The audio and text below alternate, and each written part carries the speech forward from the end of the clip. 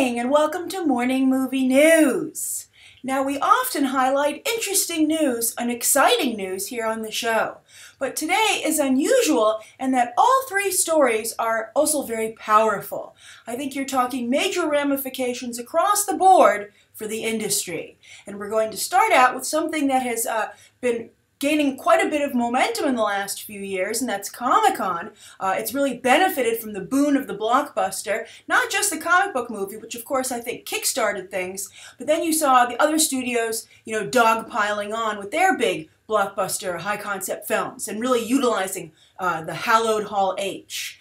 But that looks like it might perhaps grindingly come to a halt as James Gunn, of all people, announced that Marvel, he announced this yesterday on Twitter, that Marvel would be skipping Comic-Con this year. That's some very big news that I'm sure Kevin Feige would have liked to have said himself, and of course maybe Kevin Feige still isn't sure. To James Gunn's credit, when he tweeted this, someone said, hey, are you coming to Comic-Con this year? And he said, well, since Marvel's skipping it, he tweeted back, I don't know if I'm going to attend. I still haven't decided. And some people said, oh, you're just teasing us, or you're, it's a misdirect. And Gunn, fired back and said, I don't do that. I'm not that kind of Hollywood personality that likes to play games with my fans. I'm always very direct and honest with you, and if I say Marvel's not going, it's because they're not going. Now, of course, Kevin Feige could change his mind, which maybe is why he didn't make the announcement. And for instance, Kenneth Branagh has been doing a lot of publicity, obviously, for Cinderella. And I think one of the most interesting things was his discussion about working with Kevin Feige. And he said that Feige is someone who really takes every decision very seriously and really takes his time making a final decision up until the very last minute. And he said, for instance, when we were casting Thor and Loki, it not only took quite a long time for us to decide, Branagh and Feige, on who they wanted to cast in the roles. I think now we can say, without a doubt, they did good, particularly with Loki. But he said that they were in the conference room on a Saturday, on a weekend, to make the calls to Chris Hemsworth and Tom Hiddleston to say, you got the part. But even at that point, right before the phone calls were to be made, Branagh said that Feige was pacing back and forth in the room, really trying to just make sure that this was the right decision. And you could tell a little bit from Branagh that it was, I think, a little bit not only unusual, he wasn't used to dealing with that, but perhaps a little frustrating. Maybe he doesn't like that kind of micromanagement. But I think that we often wish that creative people in Hollywood did have that kind of micromanage from the higher-ups. For instance, if only people would watch the Wachowskis so carefully. And I think, of course, to Feige's credit, his very careful decision-making so far has paid off. And I think we can all understand the decision-making behind not going to Comic-Con. And we'll talk about that in a moment. But as for what this means for Comic-Con, this is potentially a game changer for the convention, and perhaps maybe the beginning of the end of the current renaissance it's enjoying. When the comic book movie really took off, it was a huge boon to the Comic-Con industry, particularly San Diego Comic-Con, Comic-Con International. It's on the West Coast. It's the big one. And not only were comic book movies coming there and promoting their films to, the target demographic, but there was so many headlines being generated out of this, and the fanboy demographic became so coveted that you saw the other studios dogpile on with their pictures that weren't even, taken from comic book properties, but instead just kind of fit with that demographic. And so Hall H, hallowed Hall H, became an even bigger and more important destination for movie fans.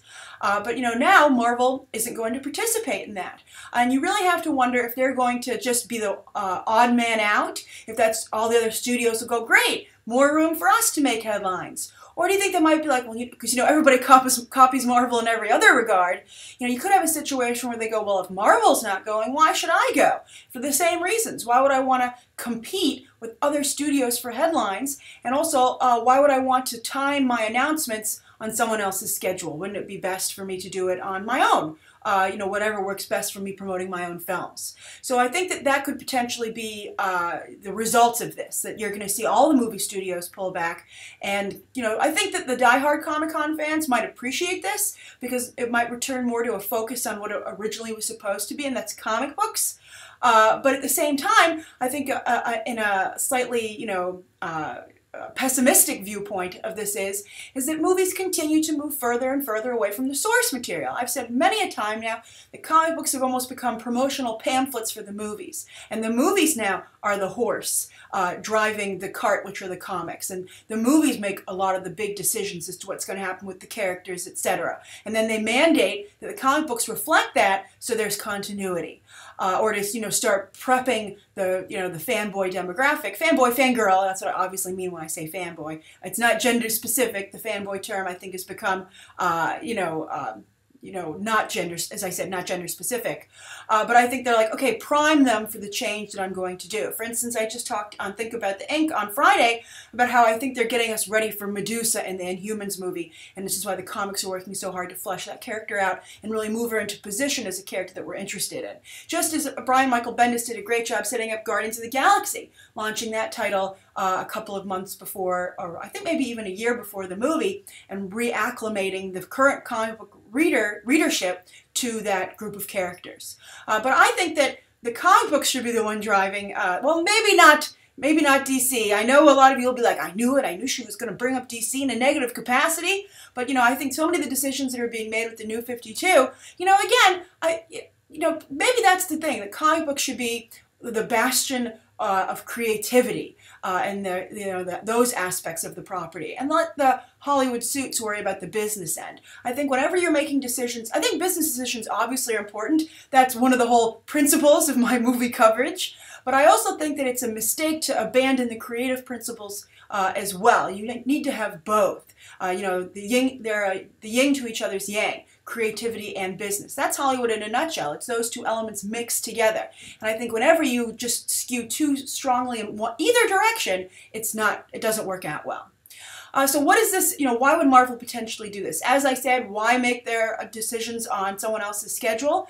For instance, I think this really bit Kevin Feige in the butt last year, and maybe one of the reasons that he decided to walk away from Comic-Con is that he was trying so hard, as you might recall, to get Joaquin Phoenix signed for the big announcement to make at the Hall H presentation. At the very end, they'd be like, and Joaquin Phoenix is Doctor Strange. Maybe he comes out, maybe he doesn't, but it would be a really big piece of news. Well, instead of that being something that just really impressed fans in the industry, that he got Joaquin Phoenix of all people to sign on to a comic book movie, instead, the developing story leaked right before Comic-Con, as you might recall. I covered it. A lot of people covered it. Then it didn't happen. So Kevin Feige basically had not only egg on his face for not getting that deal signed, but also he had no big announcement anymore. So I think he was like, you know what? I'd like to wait and make announcements when I really have something to announce, instead of being like, oh, it's Comic-Con, I got to scramble to find something. And I think he doesn't want to compete with other people for headlines, other studios, when he doesn't have to. I think the Joaquin Phoenix situation might have gotten, Kevin Feige's gears moving in terms of leaving Comic-Con, but I think the success of his Marvel Phase 3 announcement with his own press conference at the El Capitan Theater sealed the deal. That was something that Marvel was able to trend for like 24 to 48 hours. They made a huge splash, a Comic-Con level splash, without having to go to Comic-Con or play by Comic-Con's rules. And they not only had the coverage when they made the announcement, but don't forget they sent out the secretive invitations like on the Friday before, so the whole weekend people were speculating what's going to be the big announcement. So that was just an incredibly successful news cycle for Marvel Studios, so why not do that all the time? So I do wonder what this is going to mean for Comic-Con going forward, what it's going to mean for comic books going forward, and what it's going to mean, for fans. Are you going to be as excited to go to Comic-Con if they don't have the big Hall H announcements? Is that why you go? Comic-Con sold out 4 years, I believe, before they had such big announcements at Hall H, when it was still, a celebration of maybe some of the other aspects of pop culture. But we'll see. We'll see. That jewel being taken out of the Comic-Con crown could be too much. The last thing I want to say on it is that I think it's partially Comic-Con's fault, because I think Comic-Con has let the studios run the convention. And I think they haven't worked hard enough to create a great experience and to make sure that all the different parts of the convention get time in the spotlight. And I think they just kind of sat back and let the studios do the work for them. And of course, you can't blame the studios for saying, hey, wait a minute, I'm doing all the work. Why shouldn't I just get the total reward and benefit for myself? Why am I helping Comic-Con?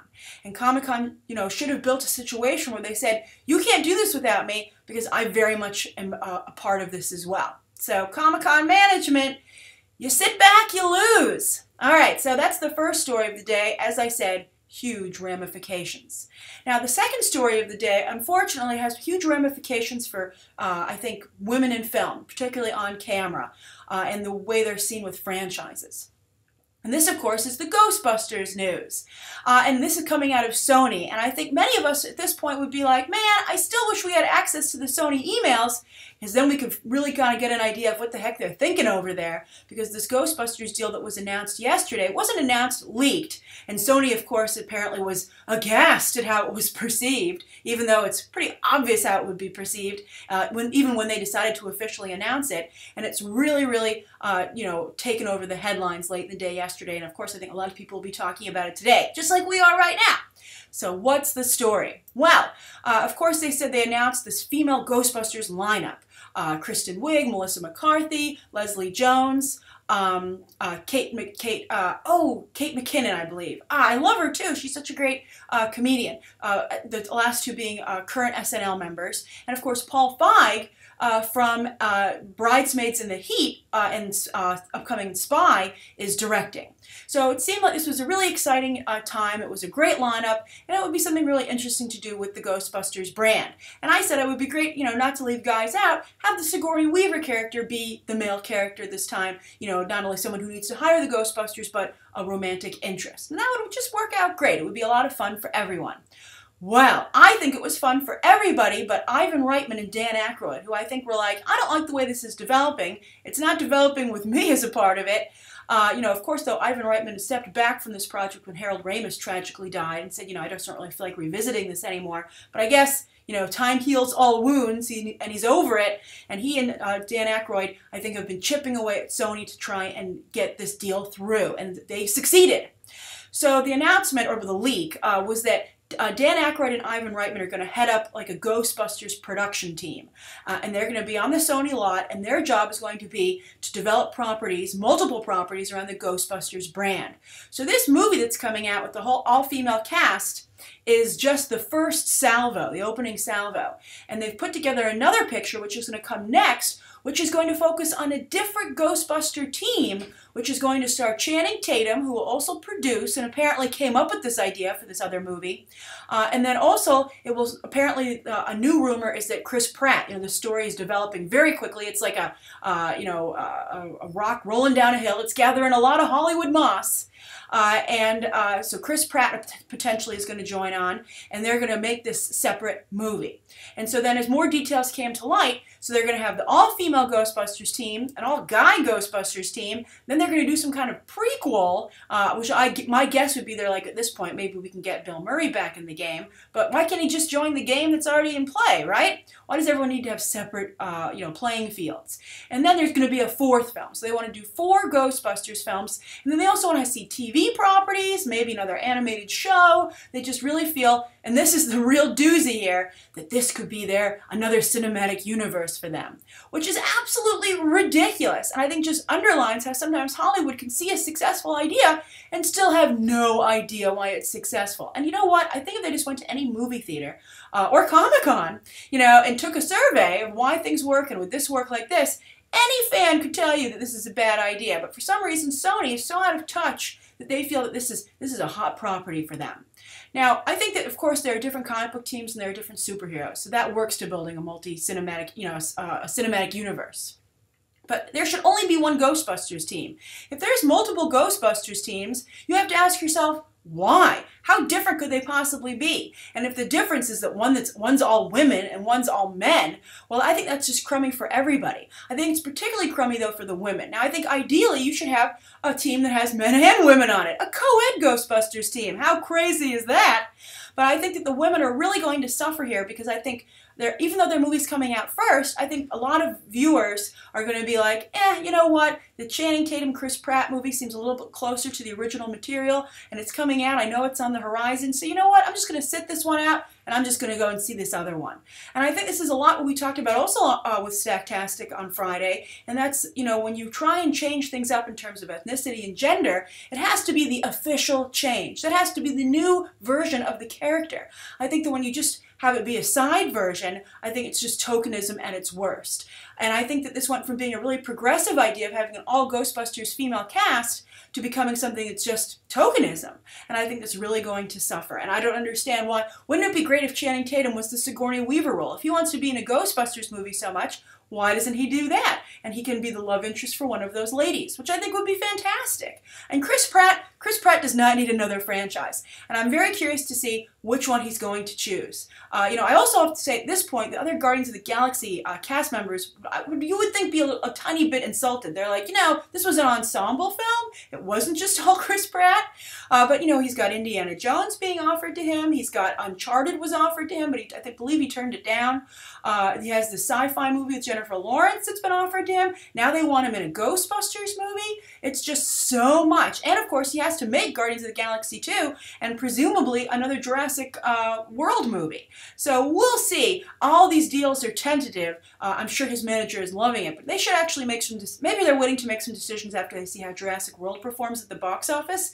But the phone doesn't ring forever. But I feel for Chris Pratt it's going to ring for quite some time. So I'm curious what you guys think of this idea. Do you think that this is a good idea? If so, please defend it or, make the case for it because I just cannot see it. And do you think this is as bad for the all-female Ghostbusters movie as I have said? And will you still see the all-female Ghostbusters movie if there's a male Ghostbusters movie coming down the pike? Maybe you just won't see any of them because it's so bad. And I think this is very discouraging because I think a lot of us had hoped that Sony had turned over a new leaf, especially since they have new management.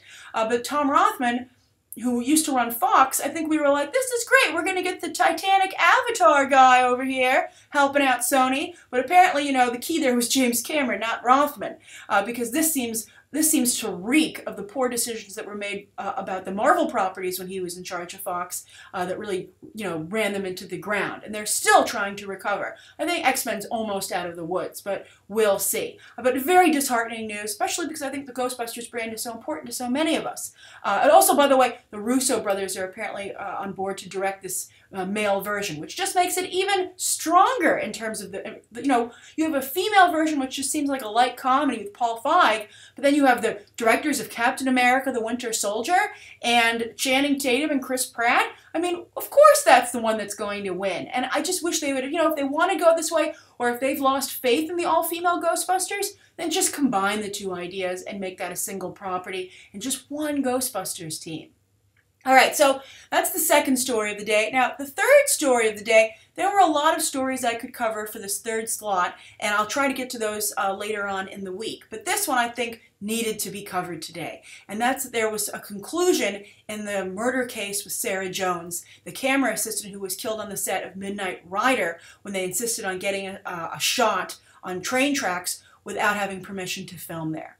Now, of course, there have been a lot of tragic deaths with crew members in the past in Hollywood, but there have never been repercussions. And I'm very happy to say that there are serious repercussions this time around. And I think a lot of that might have to do with the fact that this took place outside of Los Angeles. Now, of course, recently there was a death actually over in China, in Hong Kong, I believe, on the Jackie Chan Skip Trace movie. But I think that in the other instances you could point to, it was just a tragic accident, and it was maybe hard to prove negligence. But I think the fact that they were actually shooting a location that was dangerous and where they did not have permission, I think really made it, impossible for the defense to argue their way out of this, which is good, because apparently someone's life isn't enough. Having someone's life on the line isn't enough of an incentive for safety. So perhaps serious repercussions to one's freedom and career will be what needs to get the job done to make people take the lives and safety of their crew seriously. A tragic statement on Hollywood film sets, but I guess that's the case. So what is the situation? Well, the director, Randall Miller, reached a deal, and now before you think that he got out of this easy, he largely reached a deal so that his wife, who produced the film, would not have to serve any time. So he said, I'll take the bullet, so to speak, but Sarah Jones took a train. And so he made this deal, and I'm going to describe to you right now. Now, it's a 10-year sentence, but he has to spend 2 of those years physically in jail in Georgia. He must actually be in jail. Then for the remainder of the sentence, the 8 years, he's on probation, but he cannot serve as a film director, a first AD, which is an assistant director, or a crew supervisor. So that's, of course, crippling to his career, which, at least he's not dead, though. Then also on top of that, he has to pay 20 grand as a fine, and then he has to do 360 hours of community service. The producer of the film also reached a deal. He doesn't have to serve any time. He's on probation. It didn't speak, though, to whether or not how he can work in the industry, and I believe he has to pay $10,000 as a fine. I'm really, really happy to see this development. I think it's wonderful. Kudos to Georgia and the District Attorney's Office for seeing this all the way through the end and not letting the case fade away, which has happened many times before. That's what happened with the Pleasantville case. There was a documentary made about this, which got a lot of attention when Sarah Jones tragically was killed, and how the Pleasantville situation at first got a lot of, attention and momentum, and people said, this is horrible, you're sending crew members home tired, and then therefore they have car accidents and die, which is what happened there. But eventually, the unions, which are supposed to be protecting their members, actually went with the studios because there were a lot of, apparently behind-the-scenes conversations, and the studios won out. It was just an appalling situation, and so it's really rare to see justice done like this, but so so reassuring when it happens. So I think it's a very fair, conclusion, and I'm curious to how you guys feel about it as well. And hopefully the Joneses family can get some solace that Randall Miller has had his life forever altered because of what he did to their daughter. All right, so that's the third story of the day.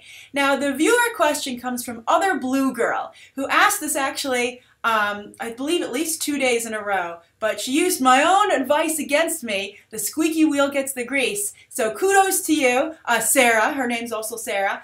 Very clever of you. And so how can I pass up your question after that? So, and it's a good question. I like it a lot. So Sarah says, help, help. I'm a squeaking wheel in need of grease. Well, here we go.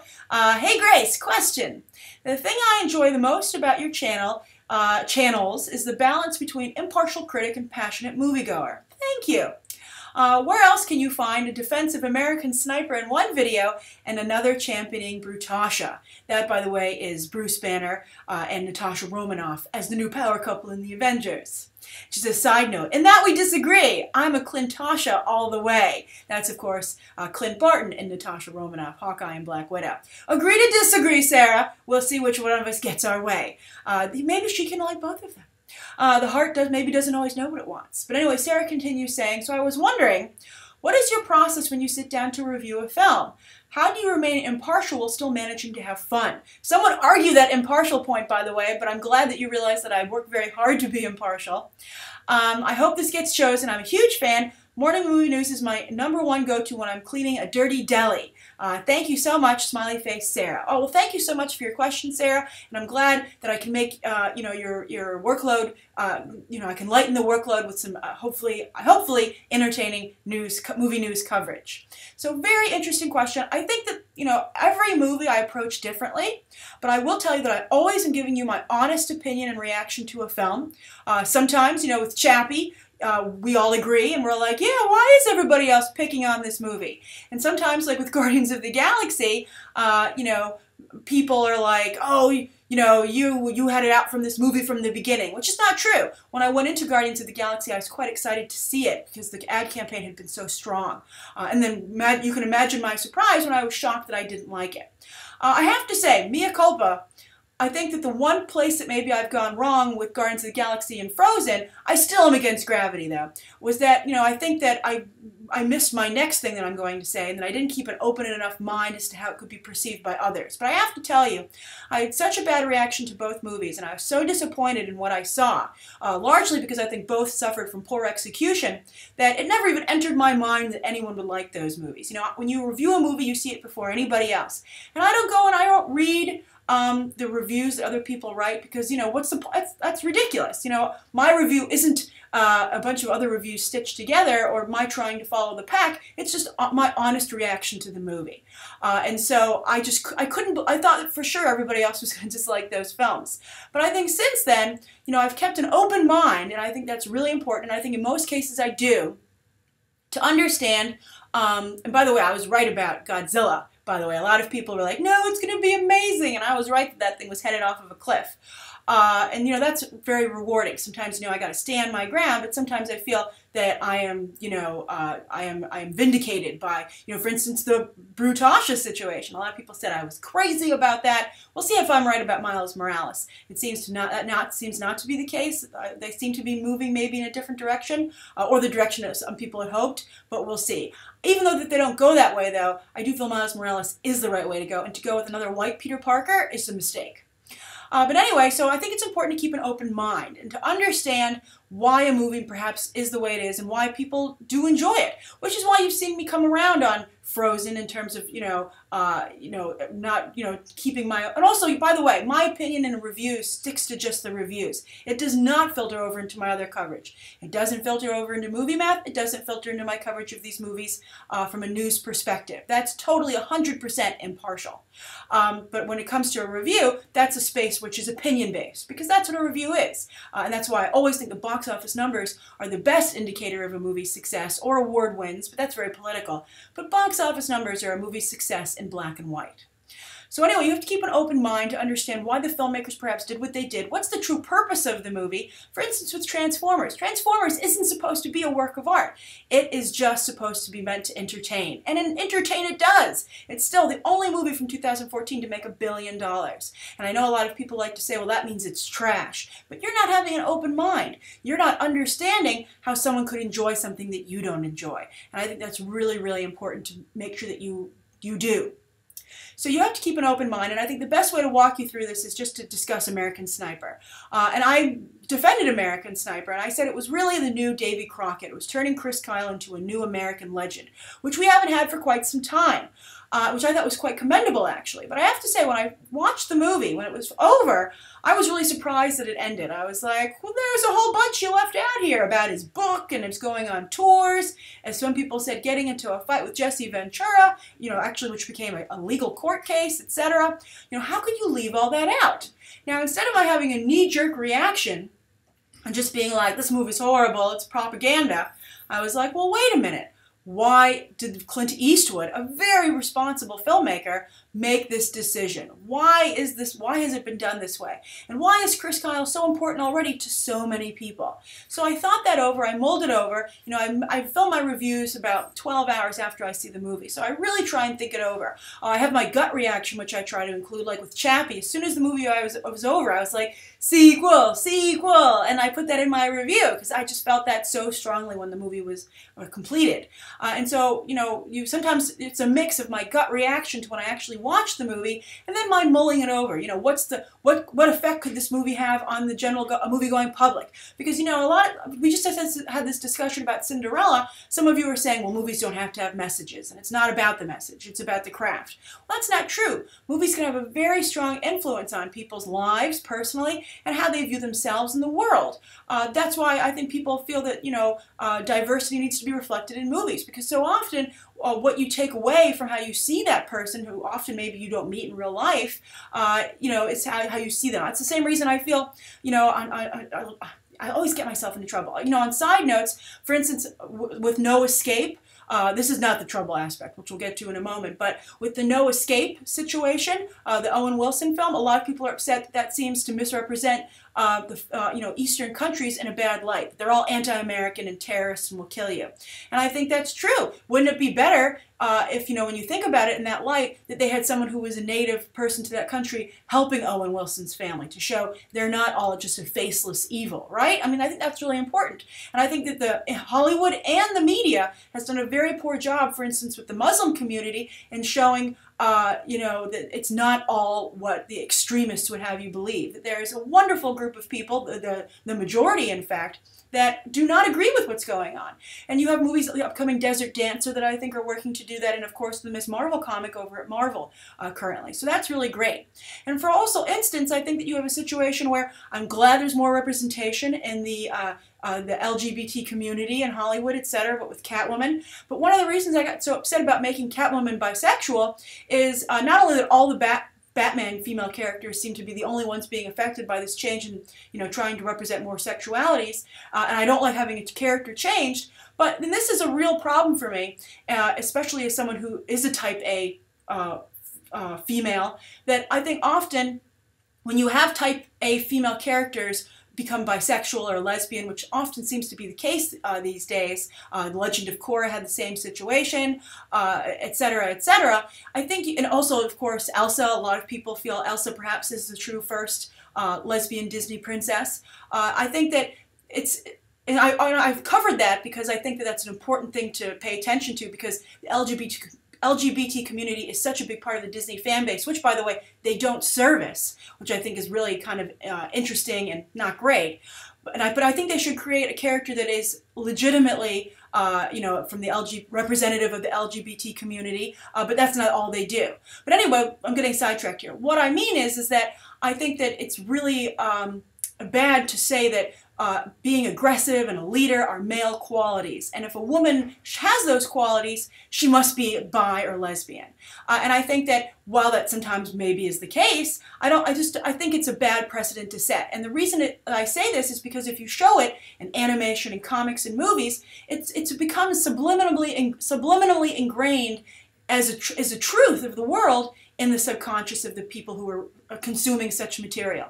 And it's the same for how women are portrayed, and it's the same for how different ethnicities are portrayed. And you have to put those positive examples out there to change people's minds, which is one of my problems with Cinderella.